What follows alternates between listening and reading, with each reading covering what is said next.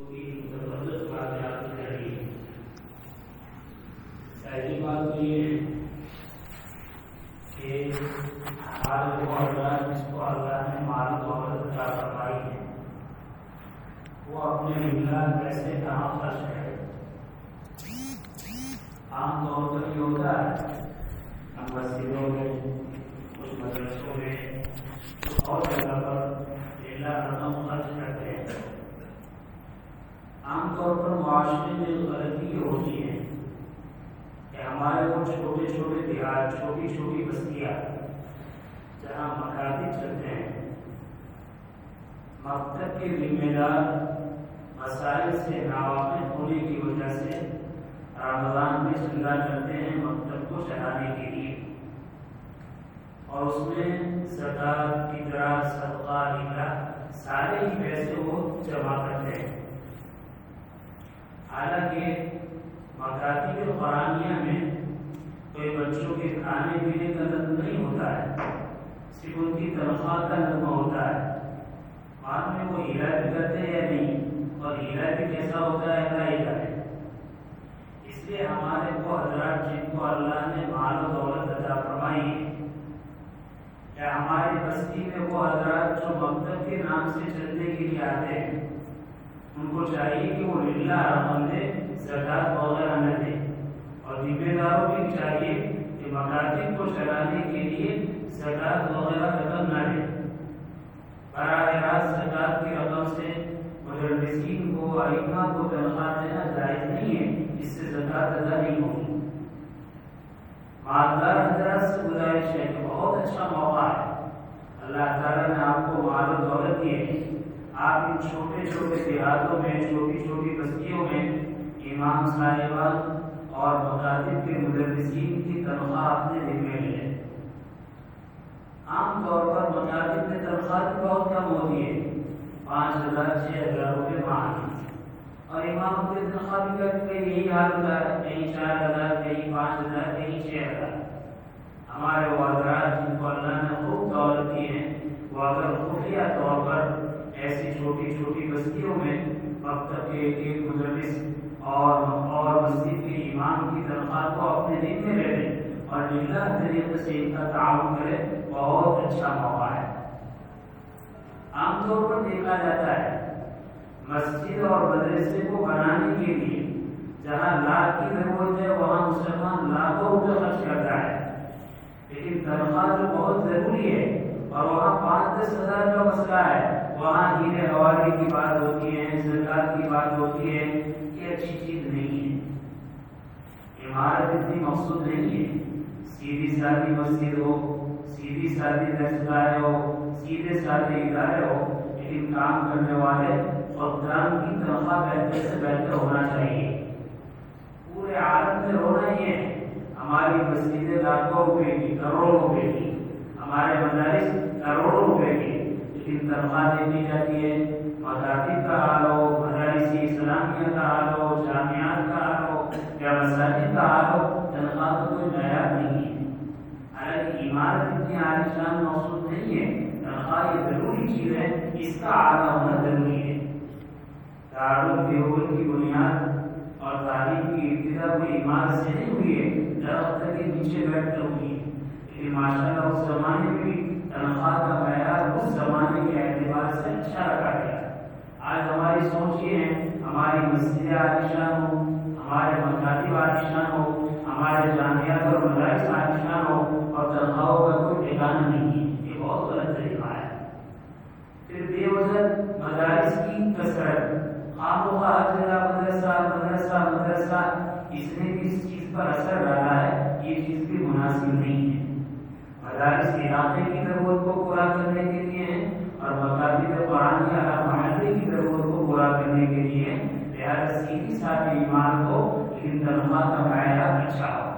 تو ہمارے مالداروں سے درخواست ہے جو خفیہ طور پر ذمہ داروں سے ملے اور ایک ایک مکتب کے مدرس کی اور ایک ایک امام کی تنخواہ کو اپنے ذمہ لے اور ان کا پیسے کے ذریعے سے اس کا انتظام کرے، بہت بہتر چیز ہے۔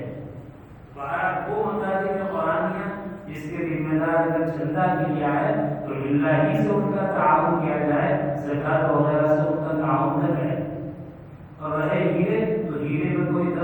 نہیں ہے۔ اسی طرح بعض وہ مدارس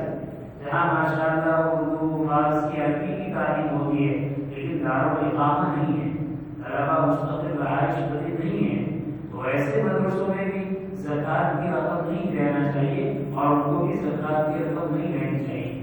زکوٰۃ کی رقم تو ایسے مدارس کے لیے ہیں جن مدارس میں غریب طلبہ رہتے ہیں، جن کے کھانے پینے اور اسی طریقے سے اوڑھنے بچھونے اور اسی طرح پہننے کے لیے انتظام کیا جاتا ہے، ان پر خرچ کیا جاتا ہے، ایسے مدارس جو دارالاقامہ والے ہیں ان پر زکوٰۃ وغیرہ کی رقم خرچ کرنی چاہیے۔ لہٰذا نہ ایسے مدارس کو زکوٰۃ لینی چاہیے، نہ ایسے مدارس کو زکوٰۃ دینی چاہیے۔ یہ تو بات کی جو گزشتہ موضوع سے متعلق۔ ایک بات یاد کرنی ہے جو اس موضوع سے الگ ہے لیکن ابھی سے ذہن سازی بہت اچھی چیز ہے۔ دیکھو بعض سنتیں ایسی ہیں تو قدیم زمانے سے اس پر عمل نہ ہونے کی وجہ سے بعد میں اس پر عمل کرنا دشوار ہو جاتا ہے، لیکن حق تعالیٰ کی مصلحت ہے کبھی ایسے حالات پیدا ہو جاتے ہیں جو حالات مسلمانوں کے لیے بلکہ انسانوں کے لیے، دنیا میں رہنے والے سارے آدمیوں کے لیے بظاہر اچھے نہیں ہوتے، لیکن ایسے حالات میں ان سنتوں پر عمل ہو جاتا ہے۔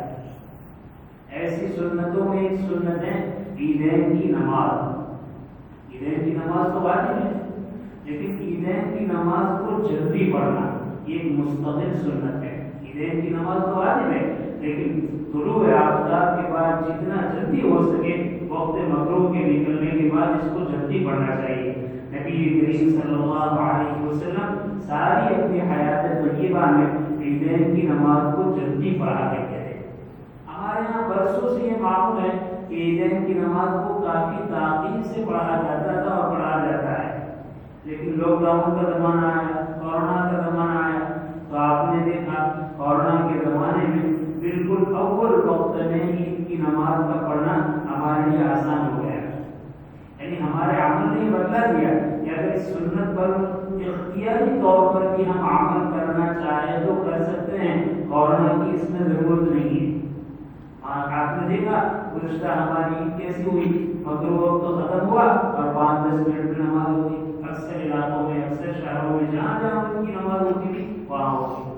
میں اپنے مسلمان بھائیوں سے بہت درد دل کے ساتھ اور محبت کے ساتھ یاد کرنا چاہتا ہوں کہ اگر کورونا کی وجہ سے عید کی نماز کو اس کے مسنون وقت میں پڑھا جا سکتا ہے تو کیا عام وقتوں میں نہیں پڑھا جا سکتا؟ عام دنوں میں نہیں پڑھا جا سکتا؟ ضرور پڑھا جا سکتا ہے۔ اس لیے میں اپنے بھائیوں سے ابھی یہ ذہن بنانا چاہتا ہوں، ابھی یہ ان کو اپیل کرنا چاہتا ہوں اور ان کو تیار کرنا چاہتا ہوں کہ ہر عاقل بالغ مرد یہ طے کرے کہ انشاءاللہ عیدین کی نماز ہم اول وقت میں پڑھیں گے۔ تو آپ صلی اللہ علیہ وسلم کی سنت بھی ہے، آپ کے صحابہ وغیرہ کا معمول بھی ہے کہ وہ اول وقت میں پڑھتے تھے۔ البتہ اتنا ہوتا تھا کہ عید الاضحیٰ کی نماز کو عید الفطر کی نماز سے پہلے پڑھتے تھے، یعنی عید الاضحیٰ میں اور جلدی کرتے تھے اور عید الاضحیٰ کے مقابلے میں عید الفطر کو تاخیر سے پڑھتے تھے۔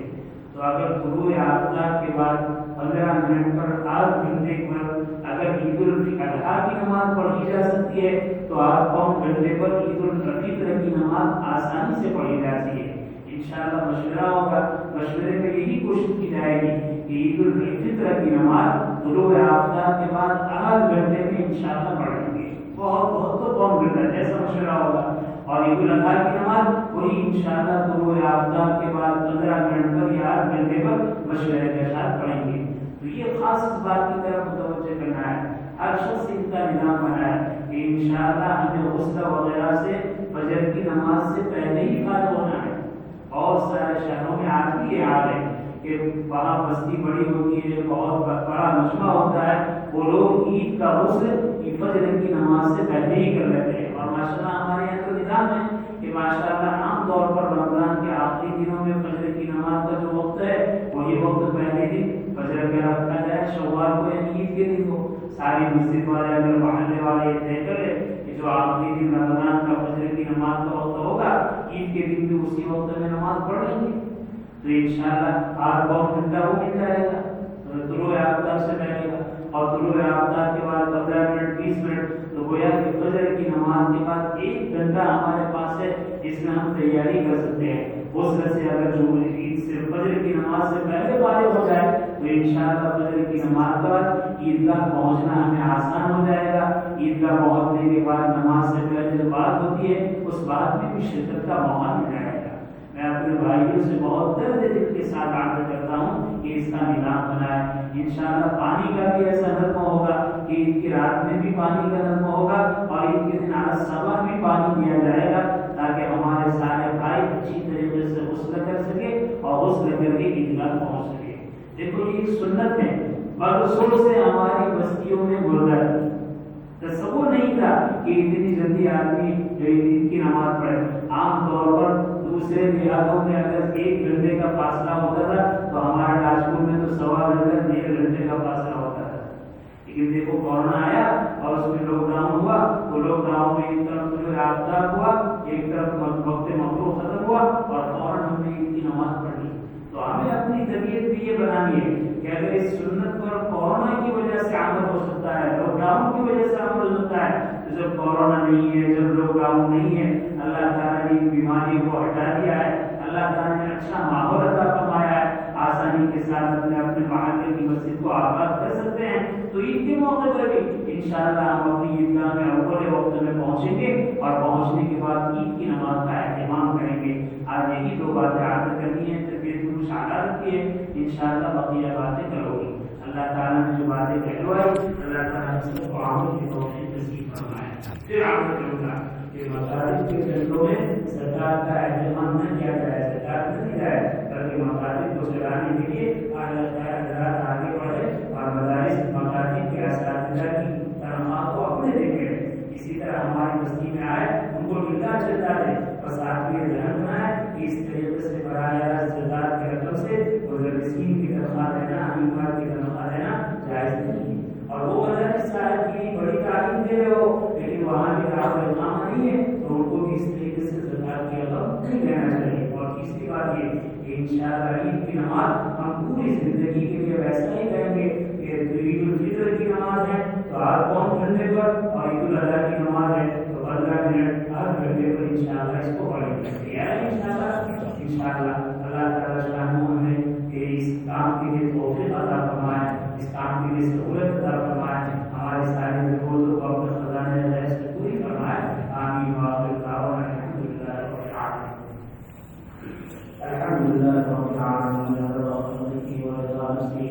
व ज़ीनत अर्शिही व मिदाद कलिमातिही। अल्लाहुम्मा नअऊज़ुबिका मा'रिका अन्का मा अथनीता अला नफ्सिक। अल्लाहुम्मा सल्लि अला मुहम्मदिन कुल्लमा ज़करहु ज़ाकिरून व सल्लि अला मुहम्मदिन कुल्लमा ग़फला मिनहु ग़ाफिलून। रब्बना आतिना फिद दुनिया हसना व फिल आखिरति हसना व क़िना अज़ाबन्नार। रब्बना ला तुआखिज़ना इन नसीना व अख़्ताअना। रब्बना व ला तहमिल अलैना इस्रन कमा हमलतहु अला लज़ीना मिन क़ब्लिना। रब्बना व ला तुहम्मिलना मा ला ताक़ता लना बिही वाअफ़ु अन्ना वाग़फिर लना वरहमना अन्ता मौलाना फंsurna अला क़ौमिल काफ़िरीन। रब्बना ज़लमना अनफुसना व इन लम तग़फिर लना व तरहमना लनकुनन्ना मिनल ख़ासिरीन। रब्बना इग़फिर लना व लिइख़वानिना الذين سبقونا بالإيمان ولا تجعل في قلوبنا غلا للذين آمنوا ربنا إنك رؤوف رحيم. ربنا أتمم لنا نورنا واغفر لنا إنك على كل شيء قدير. اللهم اهدنا الصراط المستقيم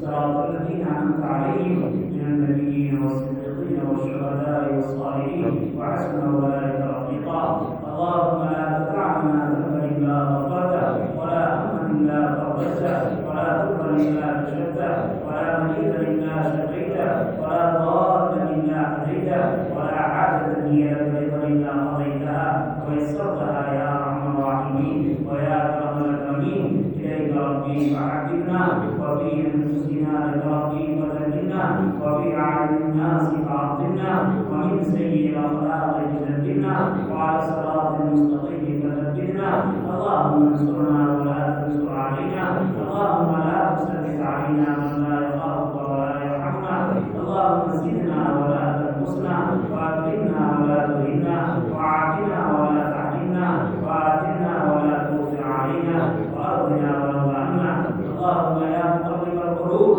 ثبت قلوبنا وقلوب مصرف القلوب ثبت قلوب اللهم يا مقلب القلوب ثبت قلوبنا وقلوب المسلمين على دينك ويا مصرف القلوب ثبت قلوبنا وقلوب المسلمين على طاعتك اللهم حببنا الايمان وزينه في قلوبنا وكره الينا الكفر والفسوق والعصيان واجعلنا من الراشدين واجعلنا من المهديين اللهم حاسبنا حسابا يسيرا اللهم اجرنا من النار اللهم فك رقابتنا من النار اللهم اهدنا واهدنا ومن بعد الناس جميعا واجعلنا سببا لمن اهتدى اللهم بارك لنا في الموت وفيما بعد الموت اللهم انا نسالك الهدى والتقى والعفاف والغنى اللهم انا نسالك العفو والعافيه في الدين والدنيا والاخره اللهم احسن عاقبتنا في الامور كلها ولا تكلنا الى انفسنا طرفه عين فانك تعلم خائنه العين وما تخفي الصدور اللهم لا سهل الا ما جعلته سهلا وانت تجعل الحسن سهلا اذا شئت لا اله الا الله الحليم الكريم سبحان الله رب العرش العظيم والحمد لله رب العالمين نسالك موجبات رحمتك وعزائم مغفرتك والغنيمه من كل بر والسلامه من كل اثم اللهم لا تدع لنا ذنبا الا غفرته ولا هما الا فرجته ولا فقرا الا كشفته ولا مريضا الا شفيته ولا ضالا الا هديته ولا حاجه هي لك رضا الا قضيتها ويسرتها يا ارحم الراحمين اے اللہ اپنے فضل و کرم سے ہمارے جماعوں کو قبول فرما ہمارے گناہوں کو معاف فرما ہمارے خطاؤں سے درگزر فرما ہماری سیئات کو حسنات سے مبدل فرما اے اللہ دین کی باتیں کہنا سننا آسان فرما ہمیں ذوق اور شوق نصیب فرما محتاج بن کر کہنے اور سننے کی توفیق عطا فرما عمل کے جذبے سے سننے کی توفیق عطا فرما ہمیں عمل کی توفیق عطا فرما اے اللہ دن گزر رہے ہیں مغفرت کا عشرہ شروع ہو چکا ہے مغفرت کا عشرہ گزر رہا ہے اے اللہ اسباب مغفرت سے ہم دور ہو رہے ہیں اے اللہ سستی غالب ہے گناہوں کی طرف میدان ہے عبادات میں کمی ہے اے اللہ مسجدیں اجڑ رہی ہیں مسجدیں ویران ہو رہی ہیں اے اللہ نہ نمازی کی کثرت ہے نہ تراویح پڑھنے والوں کی کثرت ہے نہ تلاوت سے تیرے گھر کو آباد کرنے والے ہیں اے اللہ حالات اکثر سے اکثر ہو رہے ہیں اے اللہ حالات بدتر سے بدتر ہو رہے ہیں اور ہم حالت غفلت میں پڑے ہوئے ہیں اے اللہ ہمارا آپ کے سوا کوئی نہیں ہے اے اللہ آپ کے سوا کوئی ہمارا حاجت روا نہیں ہے کوئی مشکل کشا نہیں ہے کوئی ہماری پردہ داری کرنے والا نہیں ہے اے اللہ کوئی ہمیں سہارا دینے والا نہیں ہے اے اللہ آپ کے سوا کوئی نہیں ہے اور ہم آپ سے رکتے ہوئے ہیں ہم آپ کو چھوڑے ہوئے ہیں اے اللہ کامیابی ہو تو کیسے ہو اے اللہ کامرانی ہو تو کیسے ہو اے اللہ ہمیں آپ کی طرف متوجہ ہونے کی توفیق عطا فرما ہمیں توبۃ نصوحہ نصیب فرما اے اللہ ہمارے اور پورے امت کے سارے گناہوں کو معاف فرما اے اللہ چھوٹے بڑے گناہوں کو معاف فرما ظاہری اور باطنی گناہوں کو معاف فرما اے اللہ انفرادی اور اجتماعی گناہوں کو معاف فرما اے اللہ جس کو یاد رکھتا ہے انہیں معاف فرما جو کر کے بھول گئے انہیں معاف فرما اے اللہ غفلت میں دن گزر رہے ہیں اے اللہ موبائل میں دن گزر رہے ہیں اے اللہ گیموں میں دن گزر رہے ہیں اے اللہ اگر یہ باقی رسم بھی اس طرح گزر گئے تو آخر کون سے دن ہماری ہدایت کے ہوں گے کون سے دن آپ کو راضی کرنے کے ہوں گے کون سے دن آپ کے در پر اے اللہ آ کر پڑھنے کے ہوں گے اور آپ کے سامنے پیشانی رگڑنے کے ہوں گے اے اللہ اس دن کی غفلت کو ختم فرما دیجیے ان دنوں کی قدردانی نصیب فرما دیجیے اے اللہ ہمیں جو قدردانی نصیب فرما ہماری ماں بہن بہو بیٹیوں کو بھی قدر نظرانی نصیب فرما زیادہ سے زیادہ عبادت کا ذوق اور شوق نصیب فرما زیادہ سے زیادہ عبادت کا اہتمام نصیب فرما اے اللہ غفلت میں پورے 11 مہینے گزر چکے ہیں اے اللہ ایک مہینہ عافیت کا ہے برکت کا ہے اے اللہ امن و سلامتی کا ہے اے اللہ اس کو عافیت کے ساتھ گزار دے اے اللہ کثرت عبادت کے ساتھ گزار دے کثرت طاعت کے ساتھ گزار دے نافرمانی اور معاصی سے بچا لے اے اللہ رحم کا معاملہ فرما لے اے اللہ ہماری پریشانیوں کو دور فرما اے اللہ ہمارے اولادوں کو نیک صالح بنا ہمارے والدین کو جزائے خیر عطا فرما ہمارے اساتذہ اور مشائخ کو جزائے خیر عطا فرما اے اللہ ہمارے پریشان حالوں کی پریشانیوں کو دور فرما اے اللہ ہمارے بیماروں کو شفا کاملہ عاجلہ دائمہ مستمرہ نصیب فرما بے روزگار کو روزگار نصیب فرما بے معاش کو ذریعہ معاش نصیب فرما اے اللہ پاکیزہ برکت والا رزق نصیب فرما اے اللہ ہماری نظر آپ کے علاوہ اور کی طرف ہٹے اے اللہ اس سے ہماری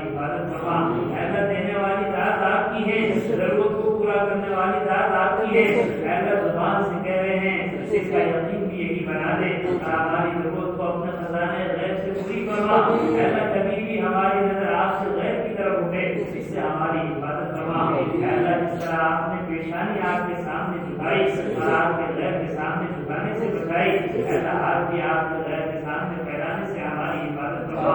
اللہ ہمارے غربا کی مدد فرما ہمارے تندرستوں کی مدد فرما ہمارے فقراء کی مدد فرما ہمارے بیواؤں یتیموں مسکینوں پریشان حالوں کی مدد فرما ہر ایک کی پریشانیوں کو دور فرما اللہ جو قرضوں میں ڈوبے ہوئے ہیں لمبے لمبے قرضوں میں ڈوبے ہوئے ہیں بظاہر ادائیگی کی کوئی شکل نہیں ہے کریم آپ کا آپ کے خزانے بھرے ہوئے ہیں ان سب کے قرضوں کی ادائیگی کی شکلیں پیدا فرما صورتیں پیدا فرما اپنے خزانے غیر سے ان کی شکلیں ان کے قرض کی ادائیگی کی شکلیں اور صورتیں پیدا فرما اور آپ کی اختصاص رہائی دوشی نصیب فرما اے اللہ جو خیر و بند میں محفوظ ہے اے اللہ عافیت کے ساتھ کو چھڑا دیجیے اے اللہ رمضان کا مہینہ گزر رہا ہے نہ معلوم بیچارے والوں غریبوں کا کیا حال ہوگا اے اللہ ہمارے دسترخوان پر بے شمار نعمتیں ہیں ورنہ معلوم ان کو بے بدل کھانا بھی مل رہا ہے نہیں مل رہا ہے اے اللہ ان غربا کی بہترین کفالت فرما بہترین تربیت فرما بہترین کفالت فرما